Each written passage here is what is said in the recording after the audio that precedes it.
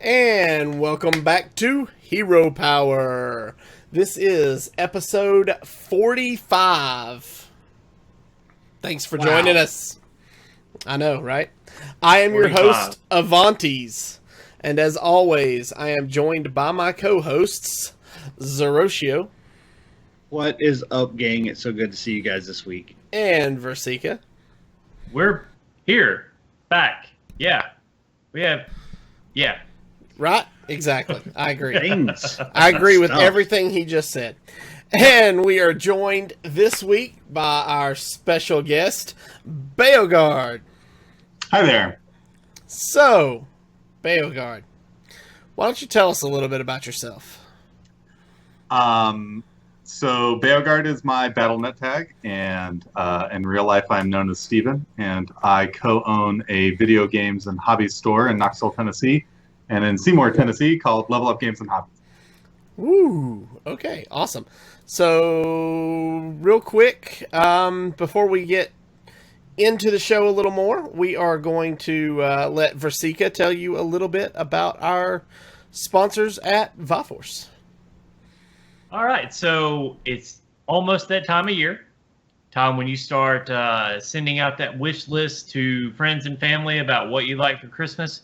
Well, if you were paying attention to the pre-show, it sounds like our buddy Avantes may need to be asking for a couple of upgrades on his Christmas list. But if you are in the market for a gaming PC, it is time to really get serious about it. ViForce has 6-month financing. It is perfect time to get that started now, right before Christmas. You can have your machine, be paying on it a little bit after Christmas, but this is time to buy a present for you before you start buying presents for everybody else. So check them out, www.heropowerhs.com. Click on the ViForce link, take you right to the website. Choose from one of their 4 amazing models. You can pull up the specs, everything you need to know right there. Get in touch with the guys at ViForce, and they'll set you up with the machine that you want for your needs, for your budget. And Merry Christmas to you. Merry Christmas in September. There you go, guys. Go check it out. All right. This week, we have no new emails. But, as you can see from Zerocio's chin, he doesn't have to shave the beard. Because we eat the beard. He doesn't have to eat the beard, yeah. But, I mean, he'd have to shave it before he could eat it. It'd be kind of awkward. Right. I don't know. I'd kind of like to see that. But so you can eat the soul patch part. Exactly. We do have a 5-star iTunes review this week from Photo Rain, and it states, "If you like Hearthstone, you need to listen to this show. Sub today." Thank you so much, Photo Rain. We greatly appreciate it. So let's real quick before we get in. I do want to call somebody. I want to give a shout out. My shout out. Can you see that? Hama 808 Jama. Yep. All right. So I'm not a fan of this Tavern Brawl, but I had a great time playing that game with Hama 808 Jama. You rock, dude. Thank you so much for being a good sport and kind of playing around and kind of exploring the 2 decks. I had a great time. Thanks for a good game. Was that today's Tavern Brawl that we're going to talk about a little later in the show? It was. Cool. Okay, cool. Well, we'll bring that subject back up. So, Beogard, why don't you tell us a little bit about how you got into Hearthstone? Sure. So, I got into Hearthstone in the beta because I had an engineering friend who was really excited about the game, and he somehow, through his computer skills, developed some kind of script so that he could snag from the ether a beta key, and he got me one, and then I was able to play, and I got immediately addicted, and so I think I stopped playing only a little bit right before Goblins versus Gnomes, and then before and after that I've just been completely addicted to the game and loving every minute of it. It's a fantastic game. But yeah, I got in the beta, and it was game over from there on. Gotcha.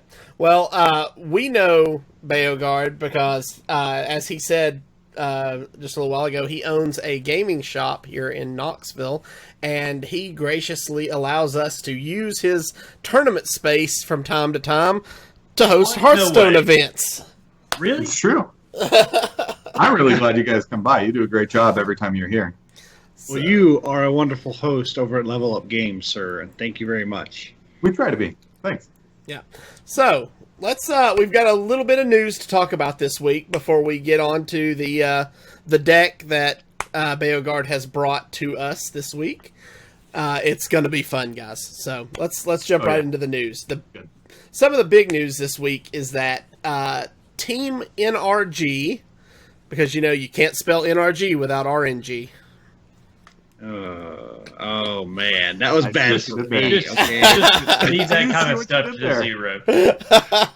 So Team NRG has picked up Amaz. So what does that mean for Team Archon? Zeroshio? Well, this news came out the other day that Amaz has been picked up by NRG, and you can start seeing he's making the transition away from leading Team Archon, but there was no real word on what was going to happen to Archon. And as of just a few hours ago, nobody really knew. Well, there has been some rumors going out based off of Amaz's stream and also a guest spot on Value Town done by Backspace. And if you want more information on that, you can go check them out on your podcast feeders. They're a really good show with Frodan and Chanman V. But we have a link to the Ghost Who Gamers report of the merger to, or not the merger, the acquisition of NRG to obtain a Maz. Well, Backspace kind of alluded, not with great detail, but alluded to the fact that Archon is moving out of their house and they are officially disbanding. Now, more importantly than Archon disbanding is what teams will these high-profile, like Amnesiac, players go? Luminosity is really firing things up right now. Some other teams are starting to build up. Other teams are breaking apart. And I'm really interested in seeing how the players start fleshing out and all the free agents start moving around before BlizzCon. Because these teams are going to want to have BlizzCon representatives on their team because that's where the money's at. Yeah. Okay. Versika, do you have any insight here for us? I think it's a really odd move this close to BlizzCon. Have we heard anything about how it's going to impact the people that qualified under the Archon team name? It shouldn't affect them. I mean, they were just basically playing for their team. So, the only one we've got that's qualified is Amnesiac. And right. So he will probably just be there representing himself unless he gets picked up by another team. Yeah, and there are some other notable players, but none of them are currently in the road to BlizzCon. Most notably is Zalay. Zalay's a high-profile player. Now, it is important to note that Amaz has not competed on a professional level since early 2015. Mm-hmm. So you kind of wonder what his place is going to be with NRG. Now, NRG stated that they are picking him up as both a streamer and a professional Hearthstone player. So maybe they're building a Hearthstone team and they need a manager. I don't know. So the NRG might pick up some of the Archon players. Right now it's just speculation. So it could be a possibility that they're going to offer a spot to some of those players. Maybe Amnesiacs can be offered to NRG. I'm sure that's going to be his choice whether he would pick up that acquisition or not. But they haven't spoken anything on any of the other players for Archon yet. Okay. Amaz likes to hold information to the last minute because he likes the media attention, and for good reason. If you wait to the last minute to release any information, then people are going to be sitting on the edge of their seat waiting for it. So yeah. So Beogard, I know you watch a lot of Amaz's streaming. I do. What are your thoughts? So when I've watched Amaz's stream, the first thing I was thinking, RNG is a North American team still, though, right? Yes. Okay, because the biggest complaint that Amaz has was that there weren't enough kind of high value tournaments happening in the North American area, for Team Archon to go to, and so that was one of the reasons why he was thinking about disbanding it or leaving the team, was because there wasn't anywhere for the team to go. So they had all these high value, really good players that are on this team, but there wasn't a lot for them to do. And so that was, I think, his number one frustration. I was actually surprised to hear that he was going over to another team. He's not heading the team. He's just part of the team. Yeah. So do you know, are you guys familiar with NRG's management? I'm not. I'm not either. I'm trying to look it up. Okay, well, let me give you a little rundown here. Okay. You've got Andy Miller and Mark Mastrov, who are both co-founders of the team. They are also co-owners of the Sacramento Kings basketball team. That's the team I couldn't remember. I knew it was a basketball team. Their primary investor and advisor is a man you might have heard of named Shaquille O'Neal. And they also have another investor advisor named Alex Rodriguez, former New York Yankee. So these guys are all former, current, big-name sports guys who have gotten into the eSports realm. And it sounds like they may be targeting some of the bigger streamers and or pros. Now, Shaquille O'Neal has been out talking about his connection with NRG and looking for talent. He's been showing up at some of these esports events, not so much on the Hearthstone side, but a lot of the other esports events. And he's made it real clear that not just performance, but entertainment value is important to him and NRG. So that may be why the Amaz pickup makes sense, because he is a high-profile streamer that is also very competent at the game and competes at a high level. Yeah, and he also knows a lot about the business side exactly of the game. So that might be another reason why they picked him up. He runs the Archon Team League, which is the highest payout tournament that is a non Blizzard affiliate tournament. He ran. He does that. He ran. Archon he ran. No more. Yeah. Well, and I say he runs because, I mean, it's the season for the Archon Team NRG. League may come up and they may rebrand it. Yeah, it's It possible. may still be around. And that may be why this acquisition at this time is important, because maybe NRG wants them to still do that. This is all speculation, of course. I'm excited to see the way it goes. Now, NRG has been very predominant in the LCS, the league, the LOL, League of Legends, League of Legends Championship Series. Yeah. So yeah. NRG is not any kind of slack team, no small budget team. They have been dominant in esports before. They just have not touched into Hearthstone. Right. And with these other Hearthstone teams starting to fall apart because of a lot of it's because of financial payout, I really see NRG rising. Yeah. I think we could see and hear a lot more from them here in the near future. Mr. Nasty in chat brought up a good point that, Shaq has a home in East Tennessee. So, he I know he has probably multiple homes, but he does have one in our general vicinity. So, so he's coming to the next preliminary. that would be awesome. Hey, Shaq, if you're listening and you want to be a guest on the show, hit me up, heropowerpodcast@gmail.com.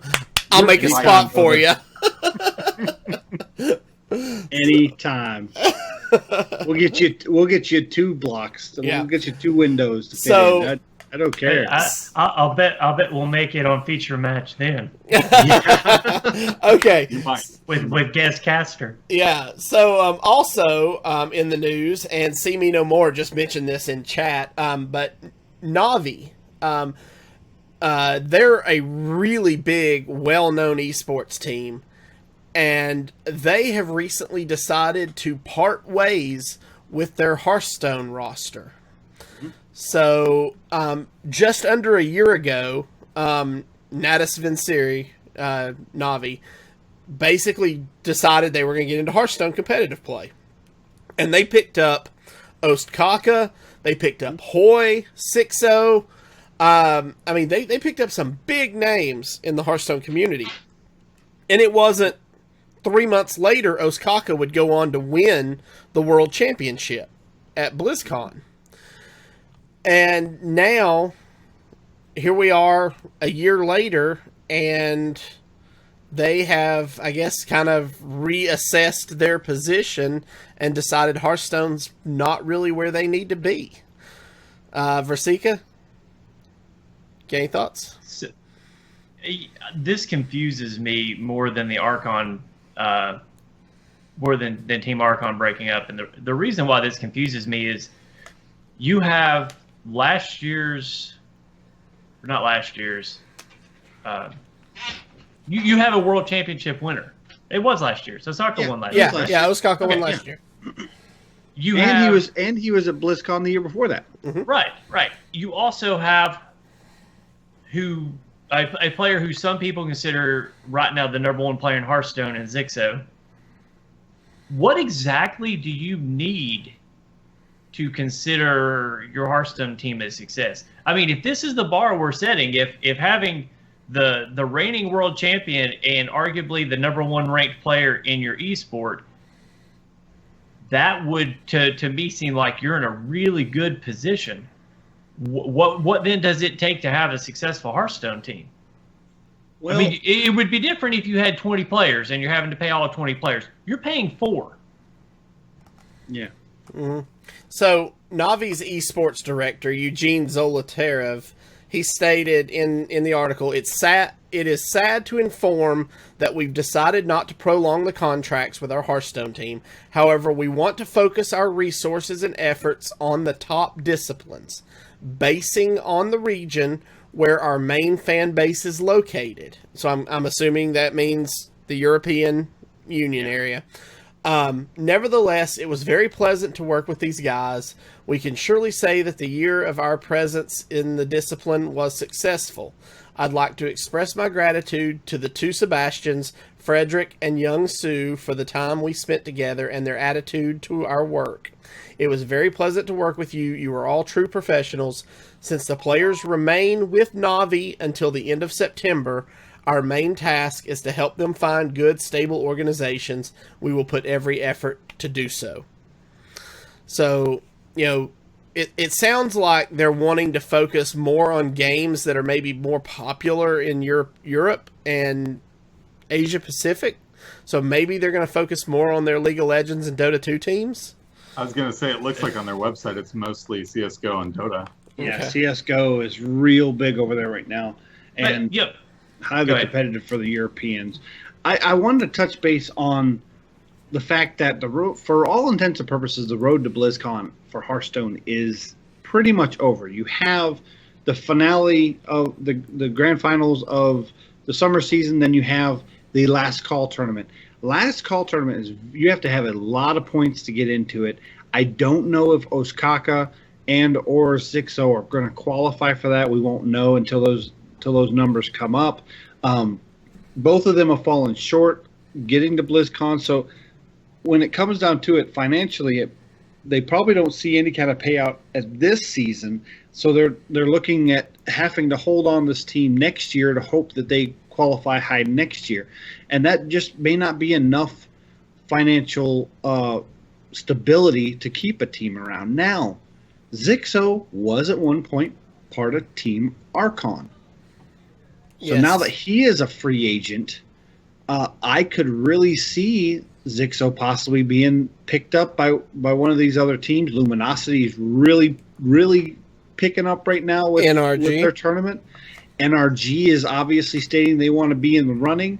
I would not be surprised if they give Amaz a lot of control over who they recruit, and he has had a relationship with Zixo in the past. So Right, but Zixo came out and said that right now they're staying together as a team of 4. So whoever picks up Zixo has to pick up the other 3. The other 3. Yeah, that was said in his statement. It was in the Zixo's article. statement. Yes, it was in Zixo's statement. Yeah. And it could be they already have an offer. They just can't come out and say anything because they haven't officially signed any paperwork. Yeah, It blows my mind that as successful a franchise as Na'Vi has become, that you wouldn't keep 4 guys on in the hopes that something else comes up. And to me, this states more that Na'Vi is not convinced at this point that Hearthstone has legs as far as an eSports. And that goes into an argument about the effect that Yogg Saron has had on the game and why some of the people are starting to pull out. And I think we all have a different view on that, in the fact that it makes for great entertainment. When you're watching it on stream and you see a Yogg come down, it's exciting. You want to see what happens, but I can see it from a business standpoint that you've got time and money invested in these players, and they're getting beaten by a card that's not counterable and that you can't prepare for. And you can't interact with them. Right. And so to them, it seems, well, can you really? Yeah, board state. It's been proven. And how many board state Yogg clears have we seen with Twisting Nether, and Enter the Coliseum, and Brawl, and all these other things that he can? Well, that's the point, that you're overcompensating for the board state. A good way to counter Yogg is to try to put single large threats instead of filling the board up. So as a company, are you going to put tens of thousands of dollars into your players, knowing that one card can wreck an entire season's worth of work? Well, I'm not if it's my money. That is a whole nother discussion, because if you paid attention to the Onog Circuit Grand Finals at PAX East this weekend, PAX West. Was it PAX West? I'm sorry, at PAX Who West. wasn't paying attention this weekend? It was PAX. They're all over. It was the place. a PAX. We'll give one of the PAX. But the Onog Circuit Grand Finals happened, and the big, powerful decks were actually Malagos Druid and Yogg. A lot of players got knocked out because of bad RNG from Yogg, from them playing Yogg. So it's right, but that's the coin has an two example sides. of one tournament as opposed to all the other tournaments that have had their victories decided by Yogg. And when you look in the top 8 of the players playing in the Road to BlizzCon, do not all of them have a Yogg deck of some kind? I'm pretty sure it's 8 for 8. They did. So, See Me No More in chat says, Yogg is horrible, and watching someone lose to a Yogg is so bad. There's no play around, no way to counter it. So he's with you, Versika. Well, and that's what I'm saying. From a spectator, from a purely spectator standpoint, I understand why it's fun to watch. But if you are a company investing time and money into professional players, and you have them have a successful season, they qualify, they get all the way into the semifinals, and they get knocked out because of one card. Technically, you remove that one card, would that have changed the course of the game? So, and that's the kind of power that we're talking about. So here's a good measuring stick. Next weekend is the America's Summer Championship. It's single elimination. Let's watch and pay close attention and see who gets knocked out of a single elimination tournament to Yogg. And so here's my thing: if it wasn't Yogg, it would be something else. It may not be as RNG dependent. It may not be as RNG dependent like Yogg. Like I'm saying, it may not be as RNG dependent. Yeah, there's always. Maybe not Boogeyman. Secret Paladin. Yeah, maybe not Boogeyman. Boogie Monster. But when it's your money on the line and you're seeing 8 out of 8 decks feature this card. I think you make a good point. I think Yogg is very RNG based. There's some skill involved, when you should play it, should you, at what point of the game do you want to slam it down and all that kind of stuff. But other than that, it's pretty random. So Matt at Arms in chat says Barnes. I don't think it's the only thing though. Barnes has an opportunity to take over the meta. Oh yeah, he's super powerful. Yeah. To swing and games possibly Medivh, because Medivh is actually more comparative to Yogg, in my opinion, because you could get a card that's not even slated to be in your deck that could totally turn the board. You could cast a 7-mana spell and get Baron Geddon, which might ruin your board or might actually give you the advantage to win. Medivh is also more fair, though, because you slam down Medivh and then your opponent has a chance to play like Swamp Ooze or Harrison Jones or something like that. There is that, yeah. But he's super fun. I played with Medivh. He's great. Yeah. I played a lot with Medivh this week, too, and I like him as well. And I usually roll favorably more often than I roll unfavorably, which is a change for me, so it's kind of weird. I'm waiting for that other shoe to drop. I have not played with Medivh yet. However, I have a tournament coming up that I'm participating in, and I'm probably going to build a Tempo Mage deck with Medivh. Tops out on Medivh. Yeah, Okay, tops so out on Medivh. I can send you my list. If you want. I had a dream that I made a Medivh deck night before last. An actual dream. Yeah, an actual dream. And I woke up and immediately was like, okay, I typed up a few of the cards that I knew were in the deck, and I'm gonna make that deck, and then I'm probably gonna try to maybe put a video up over the weekend or something. If it ends up panning out as well as it did in my dream, winning BlizzCon and all. So, again, it was a dream. Winning BlizzCon with Medivh. Let's start with a Tavern Hero qualifier. Dream about winning a Tavern Hero qualifier. Then you can dream about winning all that BlizzCon. happened already in my dream. Just show up. Just show up and be like, hey guys, I got this good deck. You've got to let me play. All right. Do So that. the other news we have this week is Activision Blizzard has gone out and picked up another heavy hitter for their eSports division, and that is Fox Sports executive Pete, and I'm going to murder his last name, Vlastelica. Yeah, Pete Vlastelica. He is going to take over as president and CEO for the esports division next month. Where is he from? He was the executive vice president of digital for Fox Sports. So now they have Pete Vlastelica and Steve Bornstein, who is the former CEO of ESPN and NFL Network. So they've got two big heavy hitters heading this division going forward into the future. And, Pete actually said in this article that esports has been on his radar for a while, but now seems like the right time. It's the first digital native sport not encumbered by typical distribution issues of other sports. And what's being watched is already being streamed and has engagement already there built in on a massive scale. I think we talked about it. We might have talked about it last week or week before, but MLG's Counter-Strike Global Offensive Championship back in April had 1.6 million viewers watching concurrently at the same time. That's huge. Gigantic. The League of Legends World Championship recently had a bigger cash payout than the Super Bowl.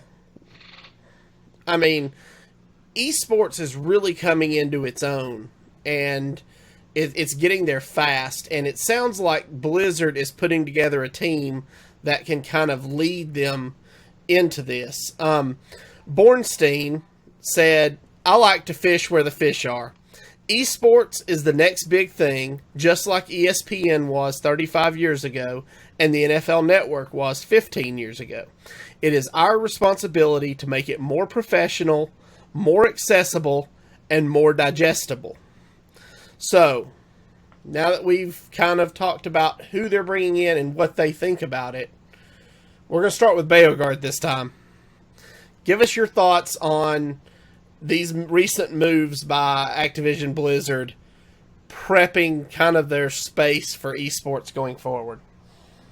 I mean, I think it's I think it's a really good move on their end. They realize that there's money to be made in that space. I mean, they recently also acquired MLG. I don't know if you said that, but they've got MLG. They're hiring on people from,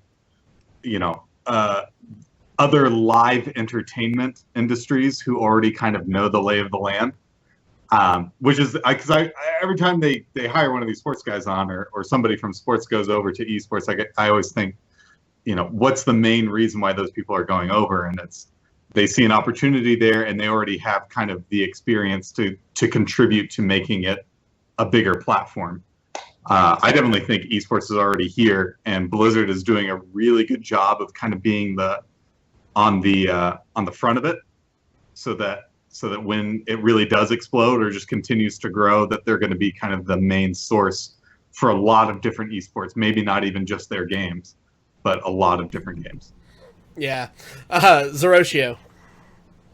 Okay, so ESPN has started opening up their website to an eSport. They actually dedicated a section on their website to esports, and you can get esports news from ESPN directly.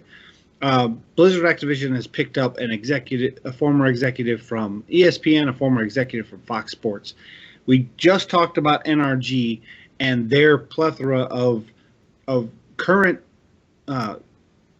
sports team owners and former players that are helping run NRG and establishing it as an esports team. I really, really think that these relationships that these people have had with each other in the past, because these athletes and sports managers and owners, they know each other, through ESPN, through Fox Sports. Shaquille O'Neal has hosted and done analyst work for these networks. I really think these type of business relationships are going to foster esports and make it strong. We might have an esports television network in the next year or two. That would be interesting. Versika, thoughts? I think this is just another move by Blizzard to show us that they're committed to trying to make esports a household name.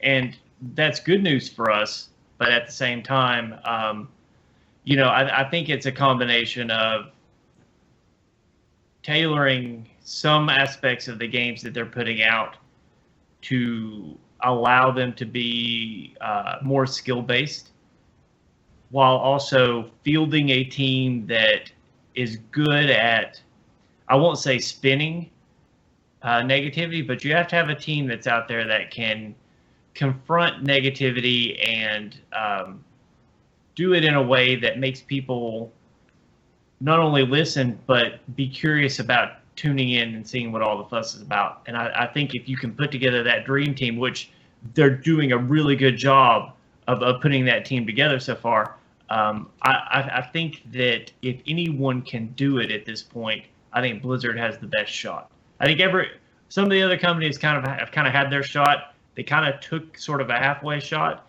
and then they stepped back. I think Blizzard is like, all right, this is where we're going. They've already put both feet forward. They crossed the line in the sand. There's no going back. And I think that's good news for us as Blizzard fans and as esports fans. One other thing I wanted to kick in, if you don't mind. Sure. Hearthstone specifically, talking about Hearthstone, has a different avenue of marketing available to it. And I heard Frodan talking about this today. Hearthstone is unique in the way that the players, they're one of the few esports that are currently active that a player can be sitting there eating a bag of chips, waiting for his turn, or drinking a Mountain Dew. The marketing options are just through the roof for Hearthstone. You can't usually do that with things like Dota or CSGO because they're constantly busy at the keyboard and the mouse. Where with Hearthstone, there is that waiting period while your opponent's taking their actions. And I could see these big sponsors like Mountain Dew, Red Bull, Doritos, Tostitos getting in and filling that spot and making it marketable, which means if it's marketable, it can be put on television. Yeah, absolutely. I agree. I think we could very well see a network, as you mentioned earlier, an eSports network, where they show different tournaments. Now how Twitch would handle that, I don't know, because that's kind of their go-to thing. But we'll have to wait and see what Blizzard has in store. Like Beogard mentioned earlier, they recently acquired MLG, so we'll have to see what they decide to do with that. That's yet to be seen as well. But enough about that. Let's get to the Hearthstone stuff. So we finally got the fourth wing of Karazhan last week, and we have the entire adventure now. And if you guys aren't or haven't listened, we've been doing each wing individually on our show. Well, last Friday night, we sat down with Matt at Arms from On Target at the Victor Sanctum podcast, and we did about an hour and 15 minutes going over all four wings all at once. So I'll have a link to that interview that we did in the show notes, so you guys can go and listen to our thoughts on the adventure as a whole. But I kind of want to focus right now on, now that we've seen all the cards, how, what, for each of you individually, what card stands out now that you've seen them all, and tell us kind of what card you think will have the biggest impact. So, Versika, let's start with you. Well, we've talked a lot about Barnes, and we've talked a lot about Firelands Portal. I think the card that will end up having a larger future impact is probably going to be Darnassus Portal. Or Moonglade Portal, sorry. Moonglade Portal. I keep calling it Darnassus. Moonglade Portal. I think one of the things that has made Control Shaman so strong has been Healing Wave. And I think heals are just strong in general. And I think if you have the beast synergy that they're trying to get going in Druid deck right now, and you can form a solid mid-range Druid deck, having that extra healing could be that little extra that takes you over the top, especially if the game goes long. I think it's casting cost of 6. I think there's fewer misses, fewer whiffs on the minion that it summons.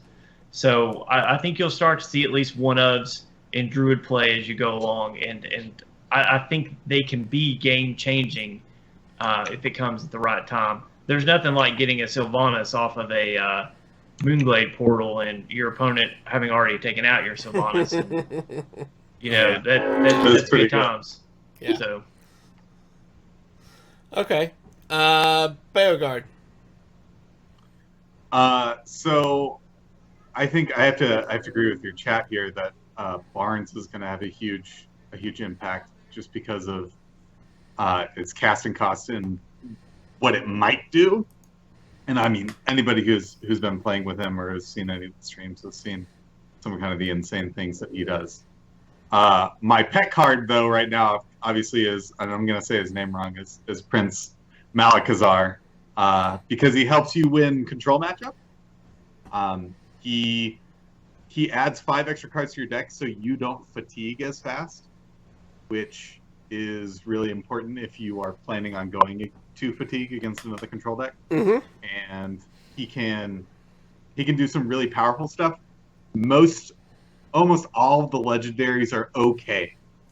At their worst, they're okay even by themselves. Even the like Yogg specific legendaries, like the twins and stuff like that, you still get a 4/6 taunt. Okay. And things like that. So I think he has a lot of opportunity. I don't know how much high play he'll see, but I think that he has a place somewhere. He has a home in the deck somewhere, and it's just going to take a little while for somebody to find it. Gotcha.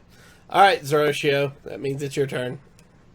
I agree with Versika. I like the Moonglade portal. I think when you're looking at grabbing random minions, the 4 mana, 6 mana, and 8 mana slots are the hottest.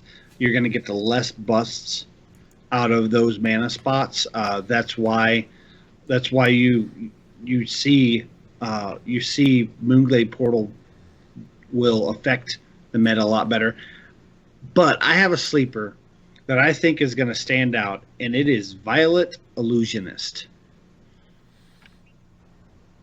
And what Violet Illusionist does, it is I think it's a 4 mana 4/3, or it might be a 3 mana 4/3. Yeah. But the effect is that your opponent is immune. Your hero is immune. Your hero is immune on your turn. Right. Especially this last wing with Medivh coming out and a lot of other decks that have come into the meta since all 4 wings have come out of One Night in Karazhan. You're going to see the meta slow down, and you're already seeing the meta in tournaments slow down. You're seeing a lot more control decks. You're seeing a lot more spell-heavy decks that aren't so reliant on minions. It's mainly the large minions and not a large slew of minions. So I really think I know Versika is going to like this. The meta is going to slow down to a point that you're going to have time to pull off some of this late game stuff, and being able to trade the board or win a fatigue match because you don't take damage on your turn. I believe Violet Illusionist is going to be teched in as a late game ad. Okay. Well, after seeing all the cards and having played them all, my favorite card is probably Priest of the Feast. I feel like that card alone has almost made Priest viable. Now, my pick going forward that I think is going to kind of have a much bigger impact later, is the one we talked about earlier in Medivh.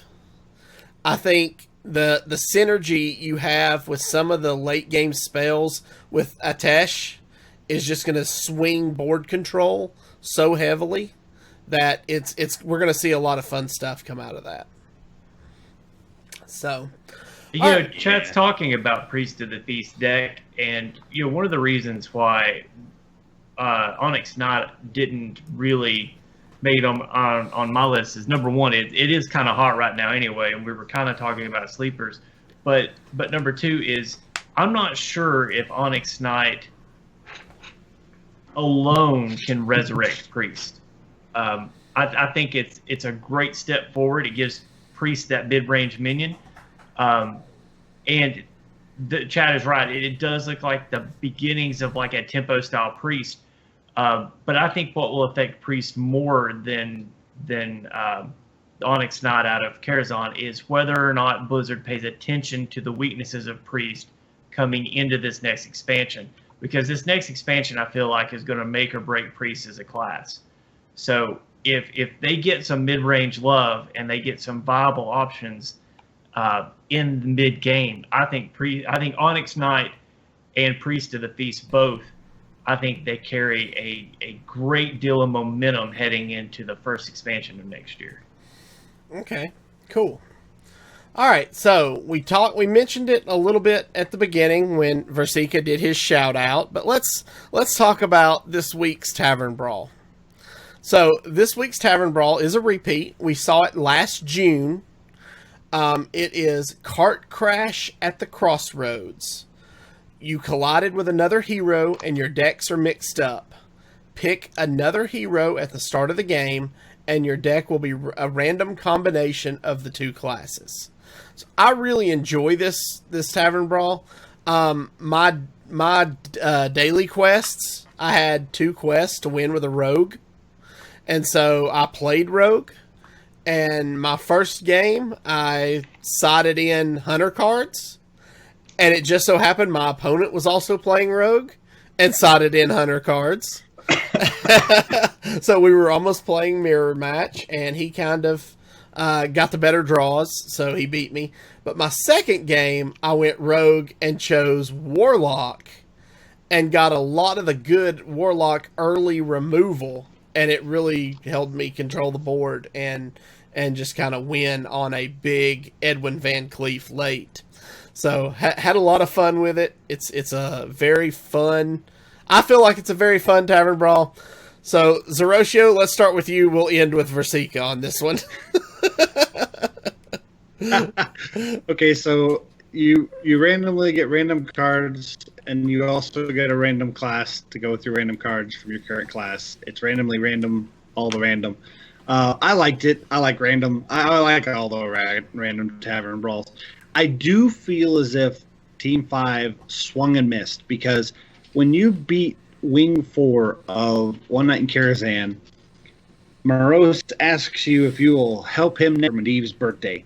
And I would have loved for this Tavern Brawl a week after the last Wing in One Night in Karazhan to have been Medivh's birthday party and be a spell generated heavy spell affecting Tavern Brawl. It would have been nice to have them do that. Maybe they didn't have that hindsight. I know they're very busy. Maybe we'll see something like that. Maybe I just gave them the idea. If you're listening to Team 5, Medivh's birthday. Free tip.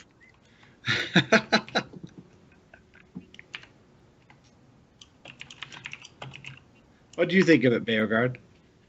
I always like these just because you don't have to worry about building a Tavern Brawl meta deck. I do like the deck building ones a little bit more, but these are fun just because you can, like you did, Avantes, is just knock out your quests that you've been putting off for a long time because you don't like to play that class or whatever. And a lot of it is kind of just up to chance. I wish that's why I was putting off my quests and not Legion, but okay, go ahead. Oh yeah. That's I thought we'd go a whole episode without even mentioning Legion. Oh, we're I'm impressed, actually. That's me too. That is good. I've only just started. That's the most spoilers. But you just on these you just go with Mage and you hope to get all the good Mage spells. And I can't think of anyone that doesn't pair well with Mage. The dream I think is just Mage Warlock, and then you have all the removal spells. Gain some life too. Pretty great. Okay. But I'm a fan. It's good to knock out. It's good to knock out quests. It's good for newer players to just get to kind of play around with some of the new cards. But it's not challenging. It's not one of the Tavern Brawls that I play over and over again. You know, I play it a couple times, get my free pack, maybe knock out a few quests, and then I'm done. Okay, cool. All right, Versika. Uh-oh. I don't know why you keep sighing like it's going to be a big deal. I mean, everybody knows by this point, if you listen to this show at all, that this is not my kind of Tavern Brawl. But I'm beginning to find that, you know, it seems like most Tavern Brawls have a large random element to them, so it's probably just not my style of play in general. That being said, I did have a really good game with Hama 808 Jamma. So there are diamonds in the rough, I guess, for me in this one. But since this is it is a wild format Tavern Brawl, if you want to win, just pick Hunter or Paladin, and you get their OP classes to go do it. And that seemed to be what everybody was doing during the first part of it. So did Hama 808 Jamma beat you? No. In that? No, you beat him? Yeah. So you dubstepped your way to victory? Yeah. Awesome. Hey, I got the reference, Hama Jamma. I got the reference. Yes. I loved it. And in fact, I will say that was probably the most fun I've had playing Hearthstone online, like not in person, in a long time. So I mean, Tavern Brawl isn't bad. It's just not always everyone's cup of tea.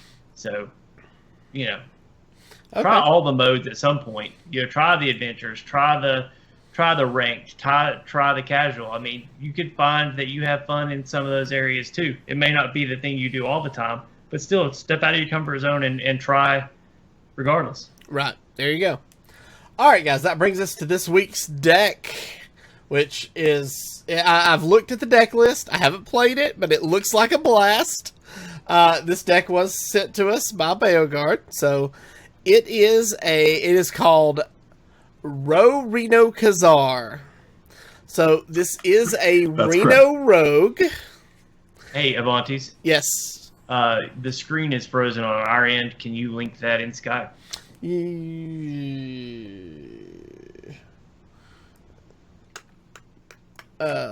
in the show notes as well. Yeah. Let's see. Yeah, there it is. I'll just get it from the show notes. Okay. You pronounced the name correctly, by the way. Excellent. Which is the first. RoRenoCazar. I don't anything usually correctly. pronounce anything correctly.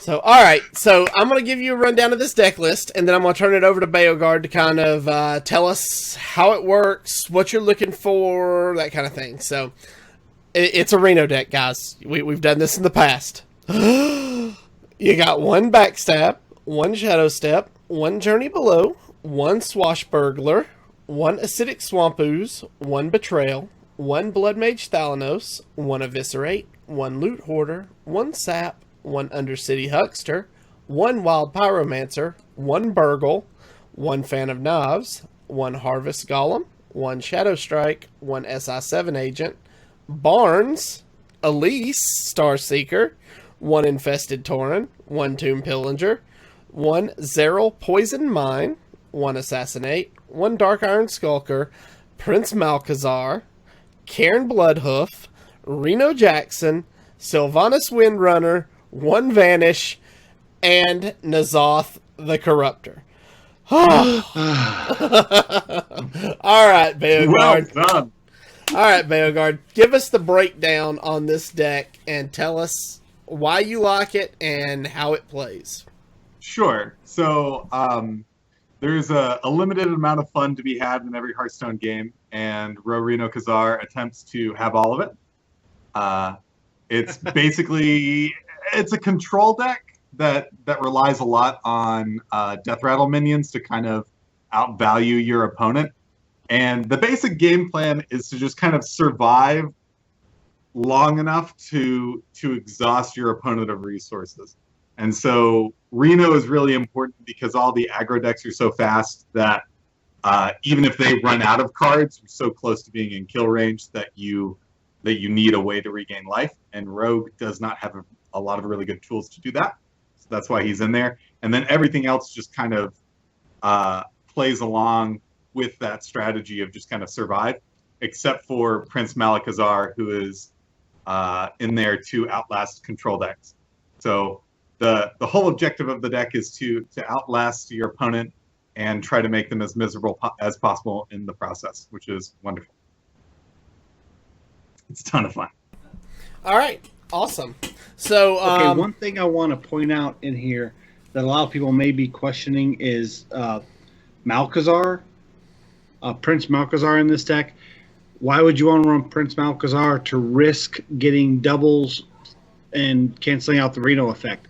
Prince Malchazar will go by deck building rules, so it will not put duplicates of legendaries in your deck, and it will not put class legendaries of your class. So in this case, you would only get neutral and rogue legendaries that you don't already have in your deck. Yes, that is correct. So you can Which never... is important to note when you have Right. Reno in there. You cannot hurt yourself by running Prince Malchazar and not being able to Reno on curve or whatever you need to do. right. Okay. Awesome. So, what are you looking for in your opening hand, usually? So in your opening hand, you're wanting pretty much just anything on the low end of the curve because you just want to survive to the late game. So you want Backstab, you want Journey Below, Swashbuckler, Acidic Swamp Ooze, Betrayal, Eviscerate's great, Loot Hoarder's great. Sap is the only one that you really kind of don't want at the very beginning because it just feels bad to sap an early game minion. So you just kind of want the early 2, 3, and 4 drops at the beginning of the game, and you use those to just distract your opponent from your face. You know, you just anything that you can put down on the board or do to prevent your opponent from gaining board state and overwhelming you. And that's one of the reasons why Wild Pyromancer's in there, is because he gives you some early game clear on low HP minions, stuff like that. Okay. After that, you once you've used the early game to kind of just gain control of the game and exhaust your opponent's resources, you just play either big minions or good death rattle minions until they die. Okay. Awesome. Play N'Zoth and play him again. That's the Shadow Step is in there so that you can abuse Reno Jackson and N'Zoth again if you need to, because some decks just it's about sending a message, and sometimes they run twice. It's funny you should say that, because actually I was playing this deck before the show today, and I traded out. Go figure, right? I traded one out. I traded out Prince Malchezaar for a Shadowcaster, and on turn 9, I played Barnes first, who barged into a Reno, and I already had a Reno in my hand, so I Shadowcastered the Reno and brought a Reno to my hand. And Nice. Oh my gosh! It was fun. I actually great. used a Shadowcaster in this list. Unfortunately, I would just draw it too many times, either too early or too late to synergize with anything. And so I took it out in favor of Shadow Step, because Shadow Step is just a little bit easier to cast. I've gone on record on Happy Hearthstone. Shadowcaster is one of my favorite rogue cards. I love that card. It's fantastic. I would probably side in a Shadowcaster myself. Okay. Now you're making me want to put it back. All right. All right. Well, I'm looking forward to playing this, so I say we start moving that direction. So, guys, if you are joining us on Twitch or YouTube, please stay tuned for the live play portion of our show. If you are listening via our audio podcast, we'd like to thank you for joining us at this time. Remember, you can follow us on Twitter at HeroPower_cast, and you can find all of our past episodes on YouTube at youtube.com/ECMMOGamers or on our website at HeroPowerHS.com. As always, guys, we'll see you again next week. And don't forget to use your hero power. All right. Rasika, while we're getting set up here, why don't you tell us a little more about Viforce? So, my daughter comes to me over this past weekend when she was visiting, and she was talking about how the laptop that she's been using to play games recently just hasn't been enough to push the games that she wants. And she's moving from Minecraft into more of a Gary's Mod and Hearthstone, and she likes Overwatch and Heroes of the Storm. So she wants to kind of step up to a new machine. So I pulled up Viforce's website, and we looked up the minimum specifications for the games that she wanted. I pulled up the system specs on all the systems that were on the Viforce page. And, I was explaining to her, what she would need and when she would need it. And she looked at me and she's like, Dad, I'm so lucky that I have you, because when I look at this, all I see is gurgle, gurgle, gurgle, gurgle, gurgle. And I'm like, well, you're not a Murloc. I can't expect you to understand that.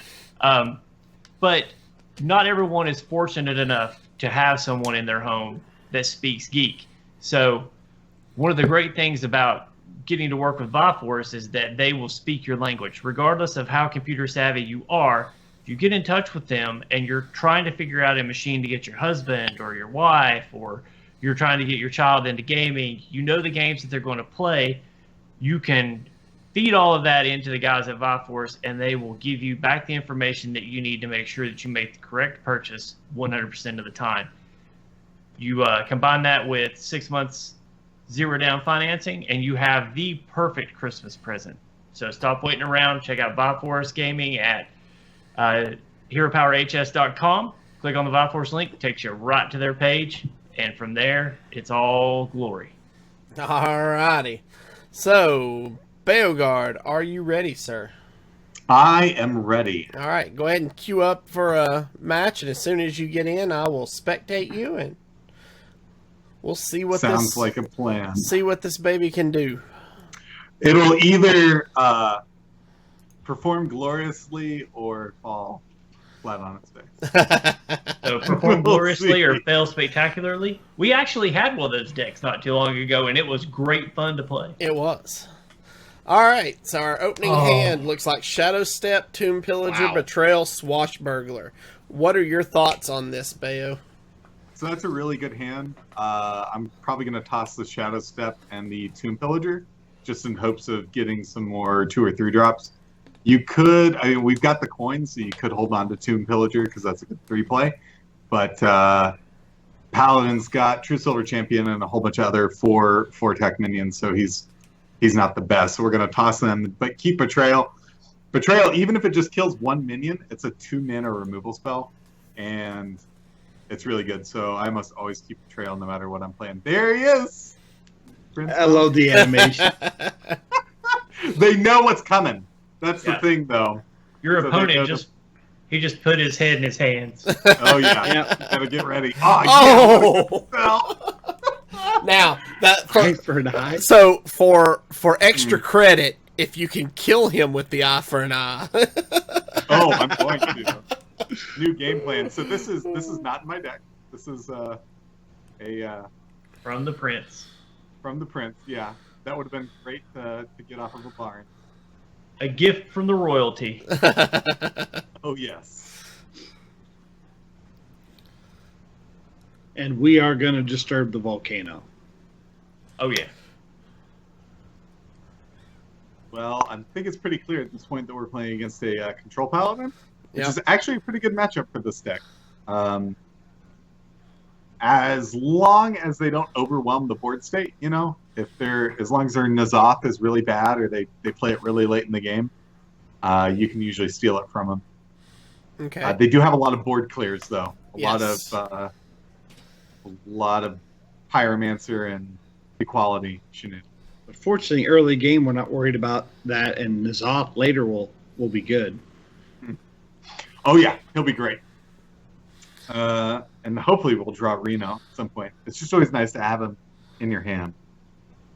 We're going to do Infested Torrent here and trade. That Swashbuckler value is just it is. An eye for an eye. Couldn't have asked for a better spell. Uh-oh. That's pretty good. Oh. Okay. It's fine. Stampeding Kodo, that's... Ooh, the sass. The sass is coming on.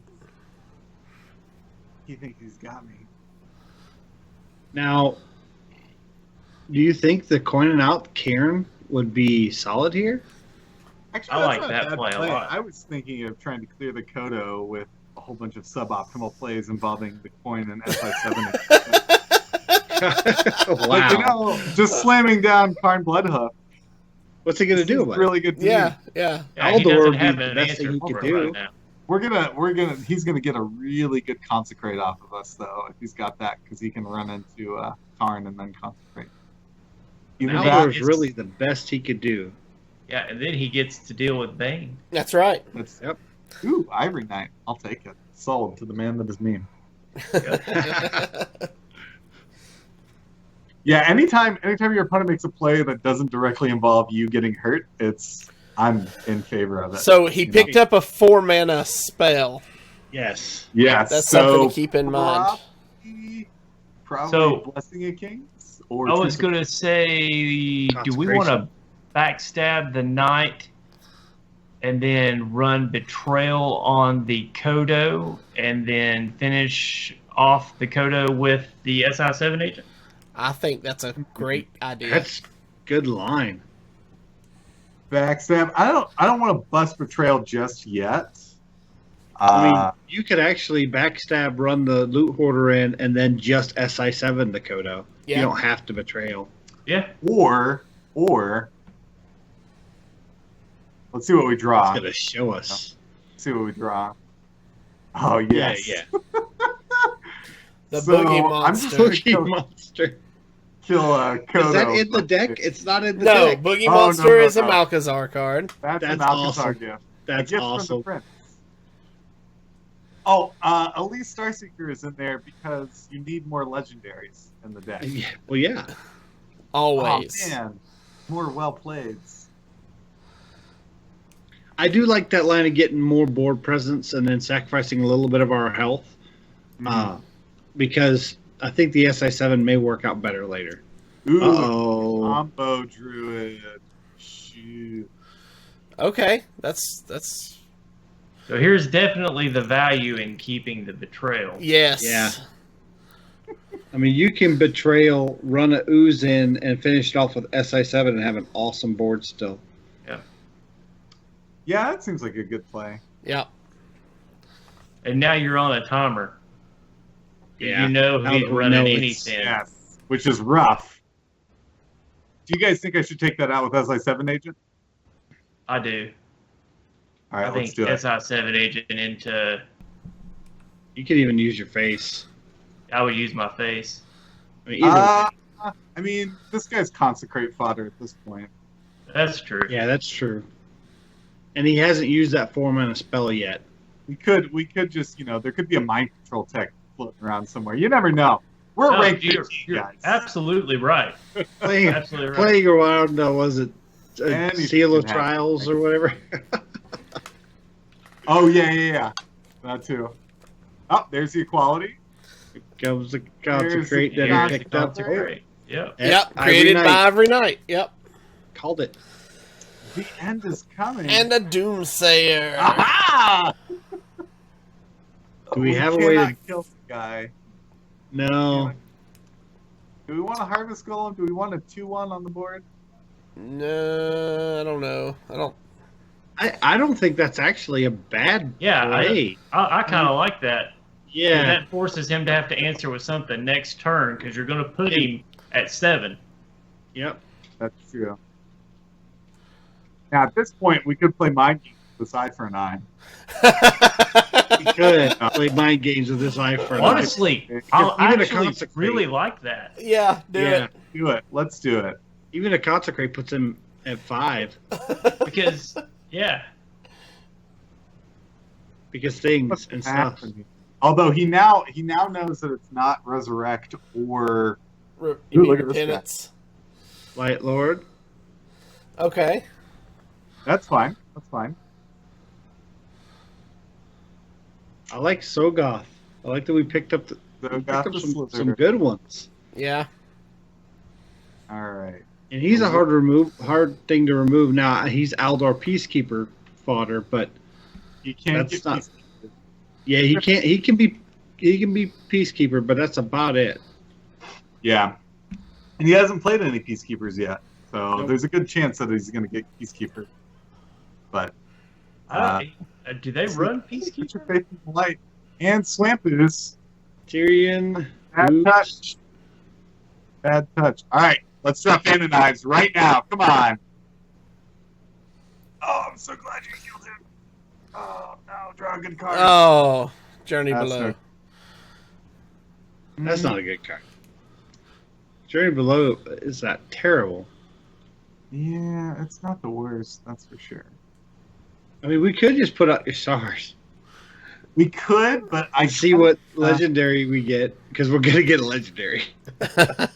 Well, the problem is if it yanks your Reno, then your Reno's busted. That's true. Oh, that's true. That's true. I could screw me over on that. We could play Boogie Monster, and He doesn't. He won't kill a minion. I think I would almost death rattle and see what I get. You might look up and get an abomination. Oh yeah. ooh, Zero might get us Ooh, he might get us something. damage. We need damage, Zero. Come on, Daryl, give me damage. 2 damage. Yes. Yes. Woo! Only on hero power. Roll. I Get know him it's down. Get out of my house. Get out of my house. I dare you to hit me in the face. Oh. Come on. Get out of my house. Oh, Oh, man. you were opening the door. Open the door. He's probably got the see. He had the consecration. Oh, Oh, here comes the eye for an eye. Here it comes. taken 2. Take your damage. Take your licks like a man. Take your licks like a man. All right. Yeah. Oh, we got the blood thistle toxin. It's actually really good synergy with Reno if we could draw him. Now we just have to live for the Reno. That is not Reno. Chill No. off for the taunt. Yeah. Yeah, it's like a pretty bleak gentleman. Yeah. But who knows? Maybe we can bluff having a dragon in hand and he won't do anything. I don't. I think he's got lethal actually, because he can just. Yeah, he does. Because even if he runs it in, Ah, he'll put us at 1 with We were close. with the Ashbringer. you're close. You can see that one of the biggest weaknesses of this deck is not drawing green.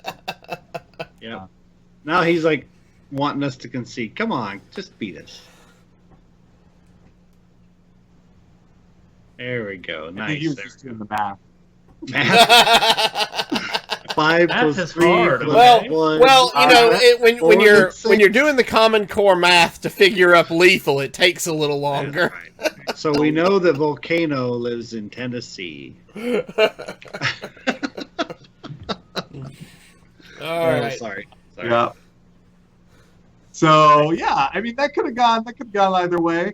It was fun. We got some really neat stuff off of Malcazar. Yeah, and that's the fun of the deck. It doesn't have an amazing win rate, but every game is pretty unique, and it's pretty enjoyable to play. So Shaman is almost always aggro Shaman, so we toss anything that costs me 3. And just go, hey, we got Reno! All right, Yes. we're good. All right. We'll handle This the game early is in rush. the bag. Calling it right now. We did it. See, we We did it, guys. We did it. Good job. Well done. All right, pat yourselves on the back, and I'll go home now. We got Reno. All right, patting myself on the back, ready to go. Virgil's just in there to draw you more cards without actually drawing cards from your deck, because not dying is very.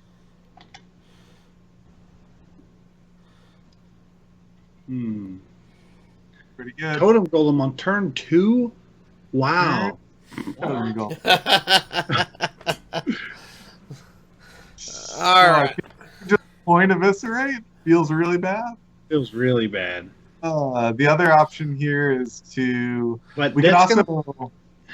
it's going to put him at 2 mana next turn. So what can he do? It's true. We can. I Another- think our total is pretty. Yeah. He can 2-mana Totem Golem next turn. So we've got Harvest Golem. Man, see the problem is that we can't combo it next turn either. So it's not like we can set up an eviscerate for next.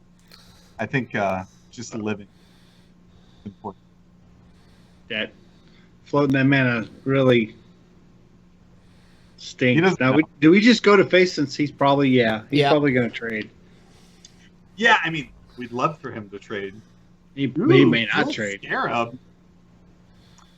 Oh, we need Fan of Knives. Fan of Knives would be cool. Oh, Yeah, he's actually, not trading. He's not trading. I like the Harvest Golem here, I like Harvest Golem here. and then get rid of that. Go ahead and get rid of the Scarab. The Scarab for sure. Yeah, because we can dagger that shield off whenever we want to. Mm-hmm. Hopefully he doesn't play a Flame Tongue. A Flame Tongue Totem, that would be bad. Barnes. Oh, Barnes. Yeah, Form of. one time. We'll take it. We'll take it. Sold to the man that is me.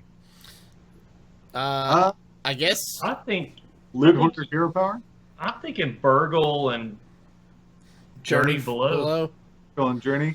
I'd burgle first just in case we get something like a lightning bolt. Right. I would do that, but we want to clear board as much as possible. And if we play Loot Hoarder and Hero Power, then we have a way to clear the 1/1 Squire. Sure. And we have like Loot Hoarder cycles. That's Okay. true. Because as much as I would like to play Reno on turn 6, if we can avoid playing Reno on turn 6, that's Sure. ideal. This Right also now, he's not pressuring too hard yet. he isn't, and him playing Scarab. I don't know. Is Scarab played? This is Evolve Shaman. Now we know it's Evolve. Okay. Yeah, this makes sense. So now I think we play Mr. Malakazar. It's a big, beefy body. 5'6" for 5 is not bad. I do believe he is playing Evolve this turn. Probably. Really good Evolve. Ugh, gross. All right, now we need to draw Banish. There's always an out. Wow. He totemed, and now he's pausing, which makes me think he was hoping for Spell Power Totem. God. Oh, it's true. He could have wanted to get Lightning Storm, or his Lightning Storm powered up. So yeah, I don't think he has the Evolve. No, he wouldn't have done that if he had Evolve. No. Either that, or he's just being really greedy. Could be. The problem is now is that we could just die to Bloodlust, right? Yep. Let's do the math here. So we kill this. Then we've got what? 4, 8 plus 9. 8 plus 9 is 17. Is that right? Yeah. That's Yeah, right. that's lethal. So unfortunately, he has forced our hand. All right. Oh, and we don't have a way to bounce him. Oh, No, we don't. we loved you, Reno. It was nice knowing you. I think in 90% of the matches I play, if I don't bounce Reno to my hand, he is immediately killed. It doesn't matter what else is on the field. Ooh, that's odd. That is- Flame Tongue placement. Why would he do that? Wants to clear. Because he wants to be Oh, able to. lava shot. Lava. He wants to be able to use the totems that come out on his left of the. So he wants to be able to just run them in and cycle them. That's a taunt. Let's burgle to see if we can get board clear. Yeah, that would be I like that plan.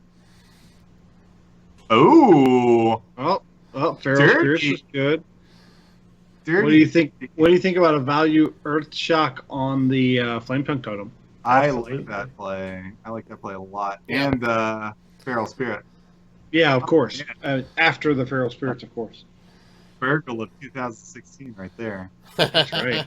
I was hoping for Elemental Destruction myself, but That would have been really nice. fun. It would have been fun. I don't know if it would have been the best value. Ah, Taunt Totem, my only weakness. Don't do it. No. Well, it gives us something to run Sylvanas into. Yeah?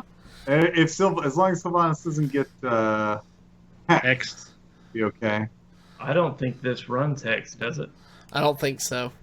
Why not? The other option here is playing Festatoran plus Huckster.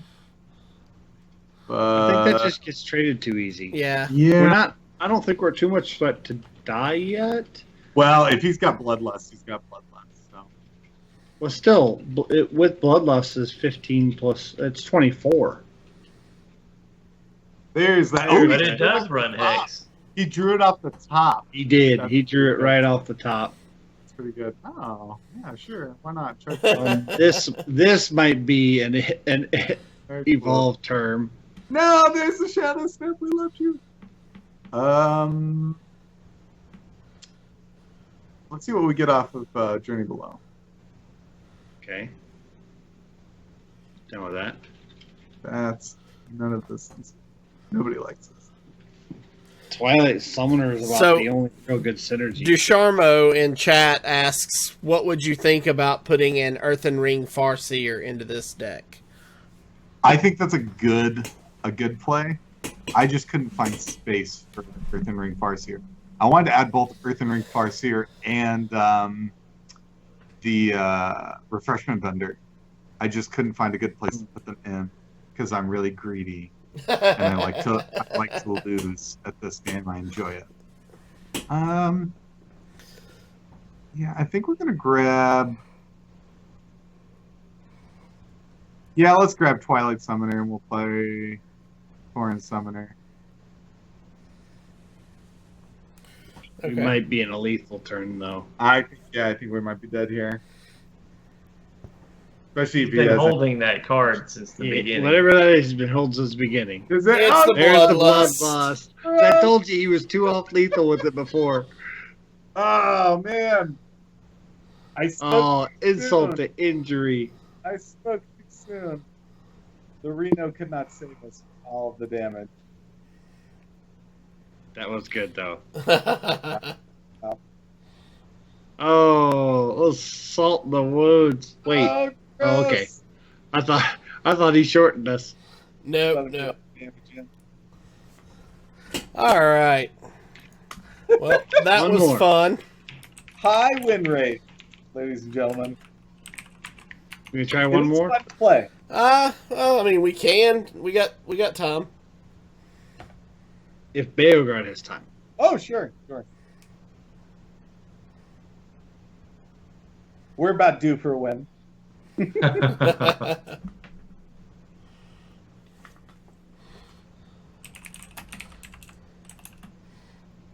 All right. And I've come to the conclusion that you always want to keep Reno. Yeah, Winner. that's usually a pretty good You conclusion. just, especially with, oh man, I need some more 6-drops in this hand.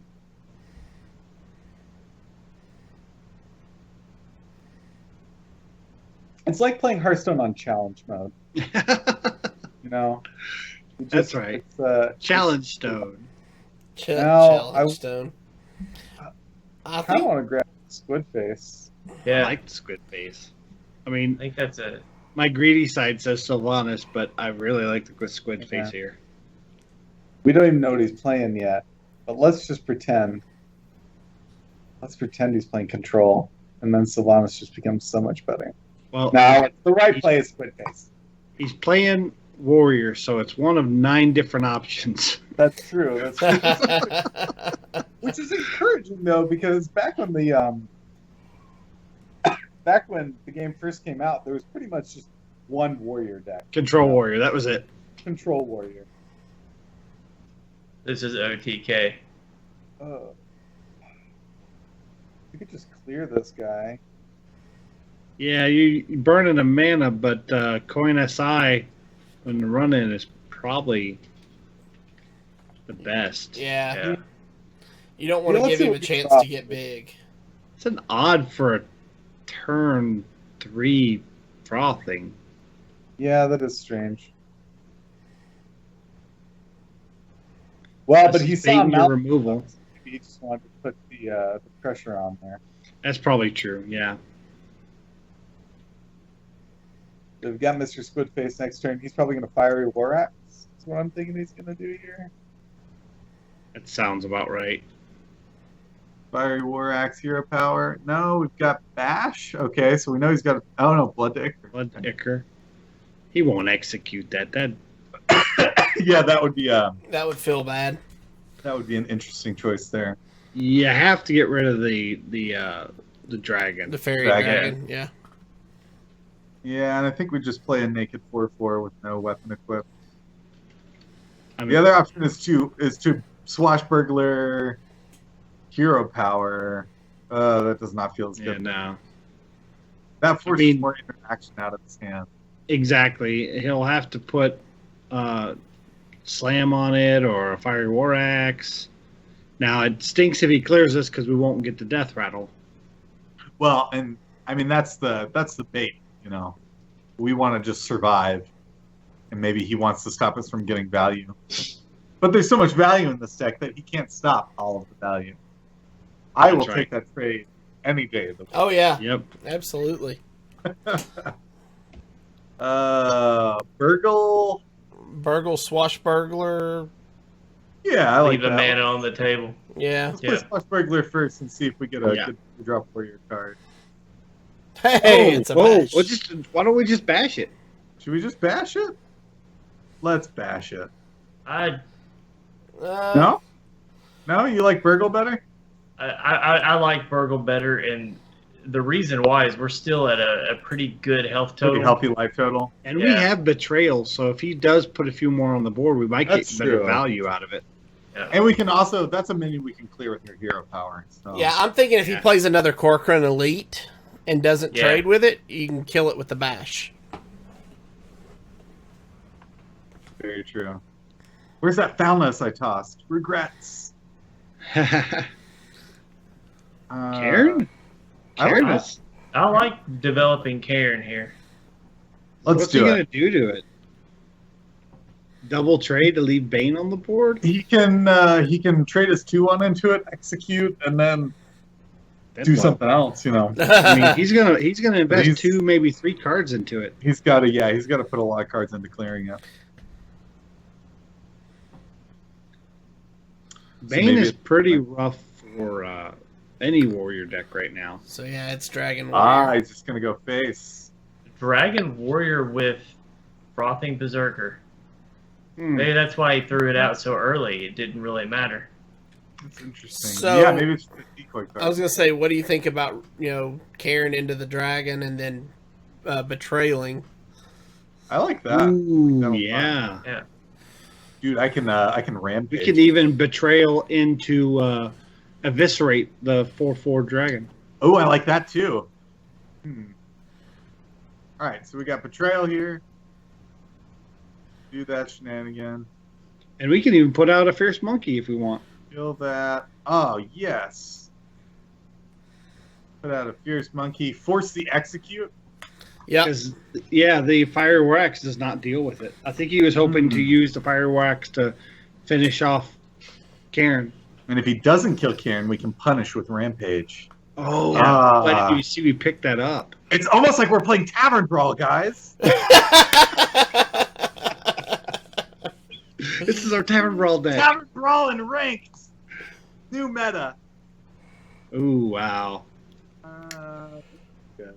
So, Red Page wrecked. Ooh, so we could bash Phantom Knives. Ooh. To Wait, kill the, assassinate Rampage. I still like Bash, Fan of Knives, Rampage. Rampage. Yeah, we can do all of that. I like that too. Yeah, let's do that. We can do that. Let's see what we draw. We might draw something. Daryl! Daryl! It's Daryl!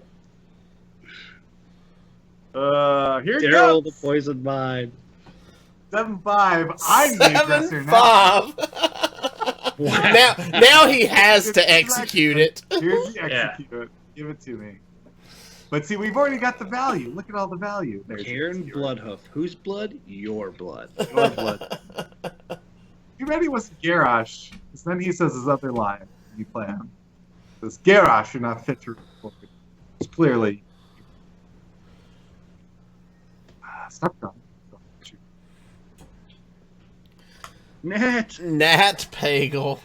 Do we play the Nat? I think run Karen into the 3/4, assassinate the 4/4, and play Daryl. I like Zeril, Huckster, and Nat, and the reason why is because it makes a hard decision on whether to brawl or not. That's true. Okay. And we might be able to bait it out because I believe the current Dragon Warrior only runs 1. Okay. I like that. Ooh. Yes! We can't lose now, guys. We can't lose. We've done it. We've crested the hill. We won. It's all downhill. It doesn't Crested the hill. We did it. You know, it's good now. He has to do 90 damage. You can't. You can't do that. Ooh, what? Ravaging Ghoul? Ravaging Ghoul, yeah. Ooh. But we're just going to kill that thing. Oh, yeah, we are. It's died to an assassinate. Double. Yeah. If he has Whirlwind and Ravaging Ghoul, maybe? I don't know. Wow, he wants to get rid of Nat Pagel? He does Go not for it, like man. Nat. Get him out of here. You are not going fishing, I Nat. like Nat. He's a nice guy. You've 50%. met Nat. I have met Nat. True. You met Pat. That's true. Wow, he had to put out Draconid Crusher Naked Draconid early. Crusher. He does not have Brawl. I believe that Bane and Karn combo was MVP. You do have to move Magni. He is having trouble. He's going for all the things here. Blood to Icar. Ooh, 2 damage. That's not feel good. Oh, yes. Now he has to do 120 damage. Oh, Vanish. oh, Do we oh, wanna oh. I Face think, vanish. yeah, I think you face Vanish? vanish here. Yes. Oh, man. All right, let's do it. Face And then put the vanish, huckster and right then- back out. Yeah, exactly. And then dagger up. Yeah. Good Oh, job. yeah. Oh, yeah. Go away. Nice. Get out of here. Want to buy funnel cake? No. Buy one! Shittiest funnel cake ever. Also, he does not. Now, I love that line, but he does not actually have any funnel cakes in the picture. It's in his special pocket. Oh, Oh, we don't, man. no. The This other is a side of the family jacket. show. It's the other side of the jacket. Come on, Thanks. guys. No, I gotcha. I think we play Sylvanas now. Oh, Yeah, we I like- definitely play Sylvanas. yeah, definitely Oh, play yeah. Sylvanas. And then we just leave this guy out and hope he decides to attack it. Do we not run in? Do we not I run would. in with the huckster? Just see what we get. No. Absolutely. We might Think get so? next. Okay. Yeah, Do it. absolutely. All right, let's find out. Fiery It could be an Winax. X, or it could be a boat. Fiery Winax. Oh. Oh, wow. Okay, sure. Good call, That's guys. not terrible. Good call. Hey, it's a play. We didn't have a play before that. Yeah. No. That's a trade he's gonna have to make. That's a play. Well, I mean, he can now clear board. He can just trade Monkey into the 5/3 and then kill Sylvanas with his. Yeah, Berserk. but that, But little that does he clears know. his board. That we have N'Zoth Corruptor, perhaps 3 N'Zoth Corruptors if we want. Yeah, so now he'll run that The into possibility, Sylvanas before he plays his Draconid or whatever. Well, if Malcasar gave us a Thorson. Thorosan is just in the deck. Oh, is he? Mhm. Did we put him in there? No, pretty Emperor sure he's Thorson's not in the deck list. Oh no, I took him out. That's right. He's too slow. Or the Lightfinder. He's got a dragon. He does have a dragon in his hand. He does, because we put it back in it. Oh, Oh, that's right, the Draconid That's right. Crusher. I forgot. Shadow Step. Oh, yeah. yeah. N'Zoth, Just Shadow Step. All the off, value, yep. Low sick.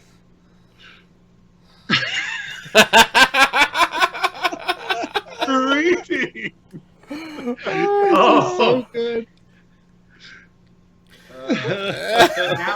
Now we just hope he goes for face. Oh, does He's he going to have to. please don't have lethal. He No, doesn't. he can't have lethal. No, he's not even close to lethal. He is pushing board now because he realizes he is up a creek and has no paddle. So I think we just want to steal this Draconid, right? So we just want to make our. So Well, Make- yeah, make we'll have strategic to trades. run Sylvanas into the Azure Drake. oh yeah, we can do that. yeah, so you need to clear off the that. No. Hold on. Wait. Run. Oh my god. No. Yeah. Hold on a second. Run Squid Face into the Azure. No, run No, Squid we have Face. to kill Sylvanas. Right, Yeah. run Squid Face into the Ghoul. Sylvanas into the Drake. And we get the 9/8.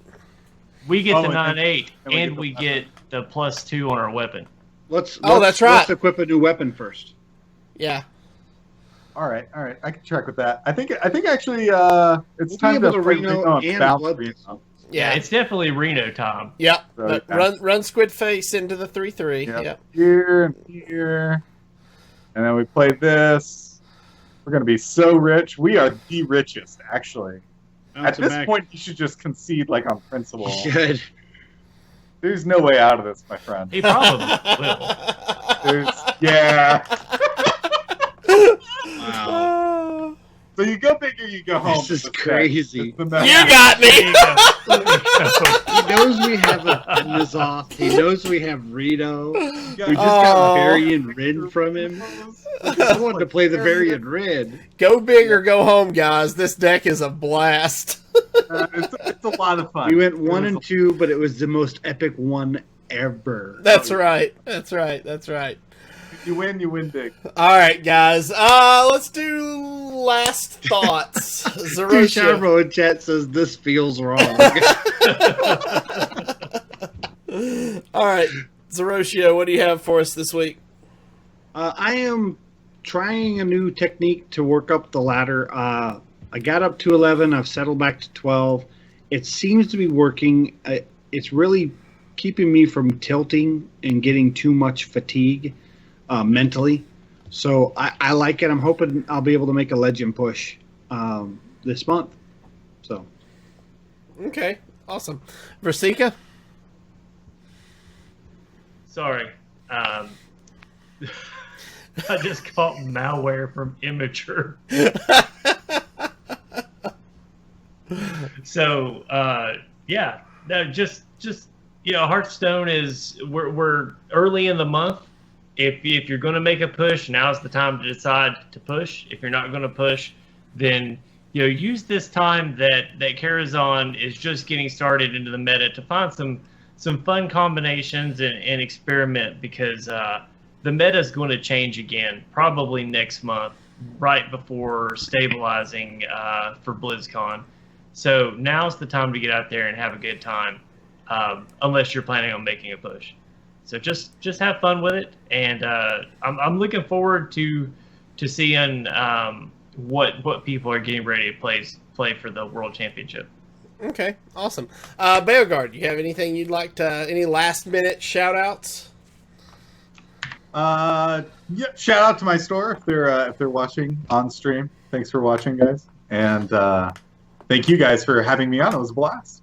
Awesome. All right, guys. Again, I want to thank our guest this week, Beogard. It was awesome having you on the show. Thank you for bringing this deck. It was a lot of fun. Looking forward to checking it out. May play it a little more. To staying exactly where you are on the ladder with it, yeah, absolutely. No, yeah, I mean, if I was above rank 20, there'd be a problem. Oh yeah. So, all right, guys, that's gonna do it for us this week. If you have any questions or comments about the show, please email us at heropowerpodcast@gmail.com. Please do us a favor, hit that subscribe button below on YouTube if you've not done so already, or give us a follow on Twitch to be alerted to when we go live. We've got a lot of great stuff coming up. We are working on a special guest for the 50th episode, which is only 5 episodes away, guys. So be sure you keep an eye out. We'll make some announcements when we have it a little more nailed down. But until then, we'll see you guys next week. Until then, good gaming. Have fun, guys.